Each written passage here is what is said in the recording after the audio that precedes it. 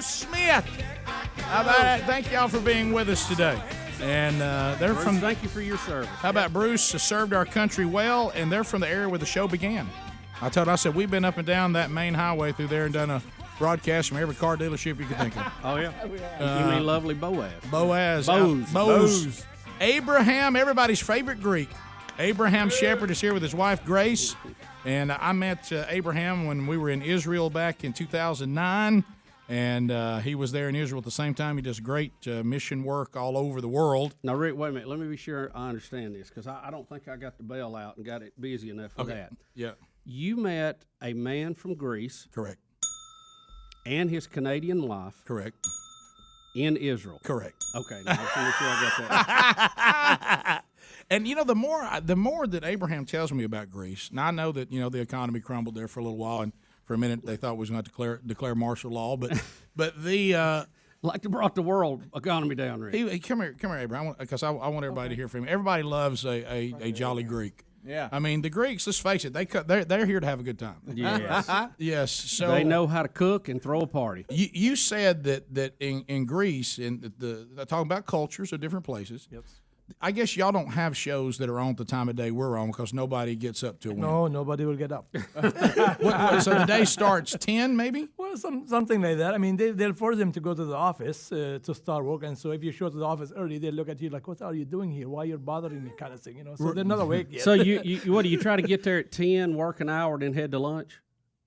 They About work 11? from 10 till maybe 12 or 1, and then they have a break siesta. By law, you Right. can't make noise, and everybody goes to sleep till 5:30 or 6. They start their day again. But I remember I remember we were having dinner. You can't make noise? Right. You can. Yeah, You we, can. we were having look, don't remember you and I have talked about these cultures that mandate a nap. It's not so bad. I'm going to tell you, of all the things we have brought to America, that's one we need to bring. Yeah, I'm all about the midday nap. Yeah.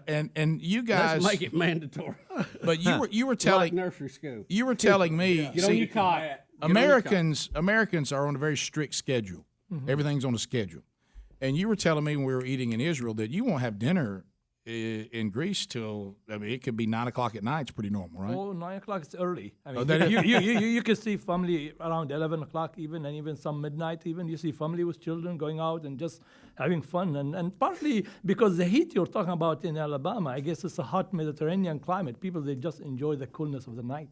Well, what a beautiful place, though. It is. It is. I really Historical place. Too. Oh, yeah. You guys have quite a history. Yes, it is. And now, you even said, though, that the work ethic, that the shop owners even, it's just a very open late, take a break, That's right. stay open. You just don't know. Very, very friendly, very social. I think in many ways, I did seminar in one of the group, and I show how the Southern culture really has a lot of similarity with the Mediterranean culture, and Greek culture.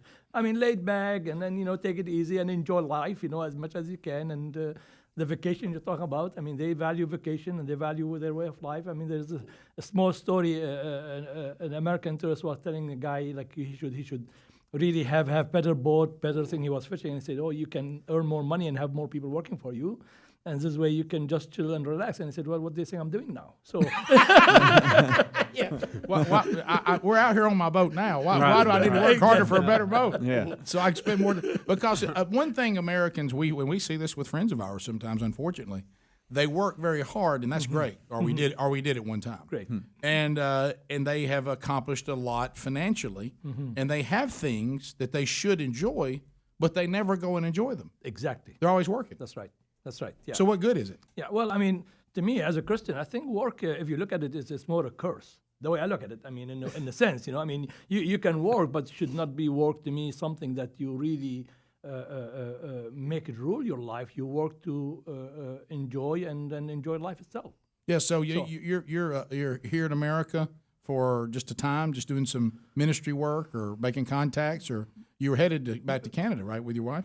Yes, we were visiting a friend, and also our kids. They're studying here in the States, and so we visit our kids, and we have some families as well. Well, my wife and I think fondly on the time we got to spend with you in Israel and the great dinner we had, and we got to talk testimonies, and It was just great. And what a great name too. Have you ever met anybody named Abraham that you don't like? No. Anybody? You don't. I've never met. You've never said, "Hey, Abraham. He's a handle, ain't he?" You look at world history. The name Abraham usually some good. Yeah. You know, thank you for having me here. This is awesome. I mean, when you told me about Rick and Bubba show, I said, "Man, Rick and Bubba show. That's maybe something make up name or I didn't believe how big it is, how great what you guys are doing, and your humbleness, Rick. I commend you for that. Well, don't judge it by the square You're footage. famous. Well, it's funny what he's saying. Let me translate what he's saying. Okay, yeah, from the Greek, please. He's like, I'm hanging out with this dude from Alabama in Israel. And he says he does a radio show, and I thought to myself, well, there can't be much to that. Yeah, I know. But that's what I was thinking. That's what he meant to say. Because I was talking about how we are open about our faith, and he's thinking, yeah, way to step out there. Sure, that's a big step out. Sure. Well, it's great to see you, and I'm glad you got to come by and say hello while you're in town. And I know that Sherry said she got to see you guys yesterday at church. I was at lacrosse with the Heathens. But she said that you had a great visit there too. So thanks for looking after her too. Thank you. Thank you. All right. So See, I would love to talk to Abraham, learn more Grecian history and stuff. oh you yeah. know. Oh, yeah. I mean, you guys, Hey, you guys ruled the world one time. y'all remember? had it going Y'all on. one of the big Yeah, ones. you did. Y'all are one of the big four, by the That's way. right. That's big. One We of the didn't big get four. that. No, Huh? we didn't even get We put picked on. up a couple of world wars, but we didn't get big four status. No. Prophecy wise. No one ever feared us in every corner of the world. No. Yeah. So of Oh, course, but they don't look like the 300 Spartan, not anymore. not exactly the same commitment to physical fitness. Yeah, but it sounds like our kind of place, frankly. Yeah. At least for a visit. You know? Research that. And they make great salads, too.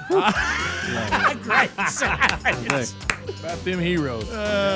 Thanks everybody for being with us. Do they today. make grinders there, too, or is that just something Modest did here and called it Greek? That may have been modest, dude. Okay. I didn't know.